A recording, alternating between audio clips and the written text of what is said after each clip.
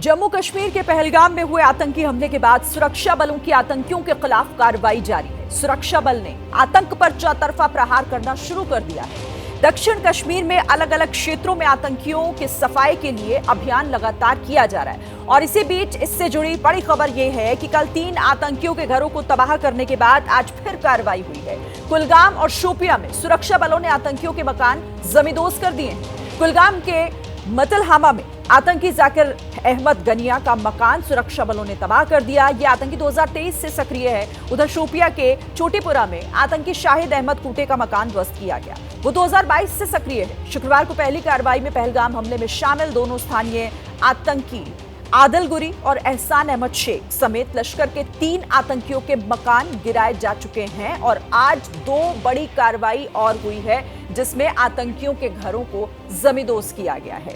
और आतंकियों पर प्रहार किस तरीके से हो रहा है, आपको कुछ जरूरी बात बताते हैं। देखिए, 25 अप्रैल 2025 की तारीख आदिल गुरी जो आतंकी है उसका घर उड़ा दिया गया। 25 अप्रैल 2025 को ही आतंकी आसिफ शेख का घर जमींदोज किया गया। 25 अप्रैल 2025 की ही तारीख जब आतंकी एहसान उल हक का घर भी नेस्त नाबूद कर दिया गया। 26 अप्रैल 2025 अगले ही दिन आतंकी जाकिर अहमद का घर गिराया गया है। और आतंकी शाहिद अहमद के घर पर भी एक्शन 26 अप्रैल को ही हुआ है। तो लगातार आतंकियों की कमर तोड़ने का काम सुरक्षा बलों के जरिए किया जा रहा है और ये एक्शन उसी से जुड़ा हुआ है। और आइए आपको अब वॉर रूम लिए चलते हैं। कुछ ताजा लेटेस्ट जानकारी के साथ मेरी सहयोगी अपर्णा हमारे साथ जुड़ी हुई है। अपर्णा।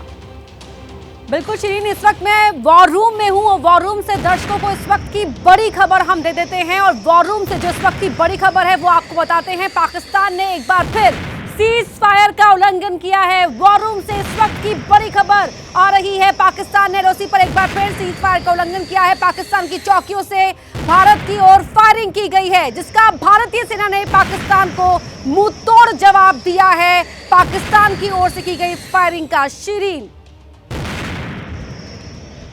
तो बड़ी जानकारी अपर्णा दे रही है कि किस तरीके से पाकिस्तान सुधरने का नाम नहीं ले रहा है। पाकिस्तान चौतरफा घिरा हुआ है, बावजूद इसके वो लगातार ऐसी नापाक हरकतें कर रहा है। सीज फायर का उल्लंघन किया गया है। हमारे साथ कई सहयोगी बने हुए हैं, आसिफ कुरैशी श्रीनगर से और साथ ही अजय बाचलू जम्मू से। लगातार जो ग्राउंड पर ऑपरेशन हो रहे हैं जो जम्मू कश्मीर में, उन पर हमें अपडेट कर रहे हैं। आसिफ, पहले मैं आपके पास आती हूं क्योंकि पाकिस्तान की नापाक हरकतें लगातार जारी हैं। सीज फायर का उल्लंघन भी किया गया है। अभी क्या अपडेट है आपके पास?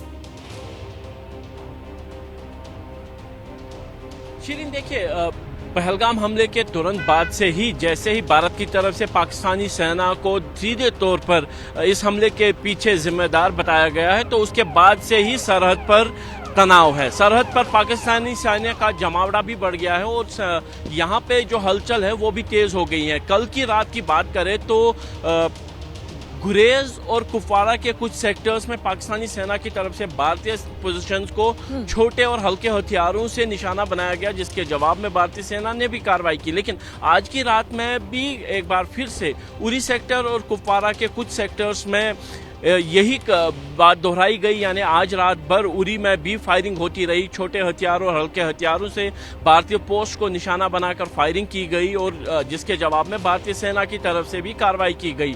मैं बता दूं कि सेना प्रमुख के कश्मीर दौरे के बाद जो हलचल है वो और ज़्यादा तेज़ हो गई है, क्योंकि सेना प्रमुख की तरफ से जो हमें जानकारी हमारे साथ साझा की गई, उसने स्थानीय कमांडर्स को खुली छूट दे रखी है किसी भी तरह के युद्ध विराम के उल्लंघन जो पाकिस्तानी सेना की तरफ से होगा उसके जवाब में कार्रवाई करने का। यानी सेना के कमांडर को, जो लोकल कमांडर्स भी हैं सरहद पर, जहां पर भी पाकिस्तानी सेना की तरफ से चाहे घुसपैठ कराने की कोशिश हो या फिर सीज फायर का उल्लंघन करते हुए भारतीय पोजीशन को निशाना बनाने का प्रयास हो, तो उसके जवाब में मुंहतोड़ जवाब देकर फायरिंग करने के उनको खुली छूट दी गई है। यानी सरहद पर जो तनाव है वो बढ़ रहा है हर उस पल के साथ, क्योंकि पाकिस्तान सेना ये जानती है कि आने वाले दिनों में समय और जो जगह है वो तो भारतीय सेना तय करेगी, लेकिन ये तो सुनिश्चित है कि आने वाले दिनों में एक बड़ी कार्रवाई भारतीय सेना की तरफ से होगी। कहाँ होगी,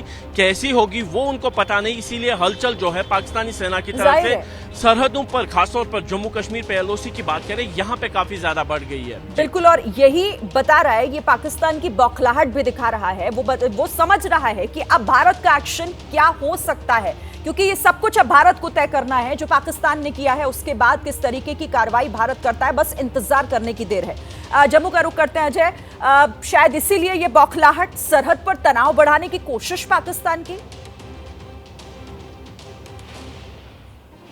जी बिल्कुल, पाकिस्तान बौखलाया हुआ है क्योंकि जिस तरह से भारत ने डिप्लोमेटिक सैंक्शंस लगाए हैं उसको लेकर पाकिस्तान की चिंता बढ़ रही है। और इस बारे में शिरीन मैं आपको एक बहुत बड़ा अपडेट दे दूं कि सरकार जो है न केवल पाकिस्तान को जो आतंकियों के मोर्चे पर जिस तरह से आतंकियों के घर गिराए जा रहे हैं या जम्मू में जिस तरह से लगातार आतंकियों को तलाशने के लिए ऑपरेशन चलाए जा रहे हैं, उस फ्रंट पर तो काम कर ही रही है। इसके साथ ही राजनीतिक फ्रंट पर भी सरकार जो है दो जगहों से काम कर रही है। पहला, पाकिस्तान में जो इंडस वाटर ट्रीटी है और जो भारत का पानी पाकिस्तान जाता है उसको रोकने के लिए भी सरकार बड़ी तत्परता से काम कर रही है। कुछ एक प्लान्स जो हैं वो सरकार के सामने रखे गए हैं ताकि जल्द से जल्द ये जो नदियों का पानी भारत का पाकिस्तान में जाता है उसको रोका जाए। इसको लेकर जम्मू कश्मीर बीजेपी के अध्यक्ष सत शर्मा ने एक बड़ा दावा किया है और उन्होंने कहा है कि इंडस वाटर ट्रीटी को लेकर जल्द ही आप देखेंगे कि पाकिस्तान के लोग जो हैं, पाकिस्तान की आम जनता जो है वहां के नेताओं के गले पकड़ लेगी। मतलब प्लान बहुत बड़ा है कि जल्द ही जो है भारत सरकार इस दिशा में कदम उठा सकती है कि किस तरह से ये जो पानी पाकिस्तान जाता है उसको डाइवर्ट किया जाए या उसको रोका जाए ताकि पाकिस्तान के खेत जो अलग अलग रणनीतियां बनाई गई हैं। 3 अलग अलग रणनीतियों पर उसको लेकर काम भी लगातार हो रहा है। आप दोनों मेरे साथ रहिए, लेकिन एक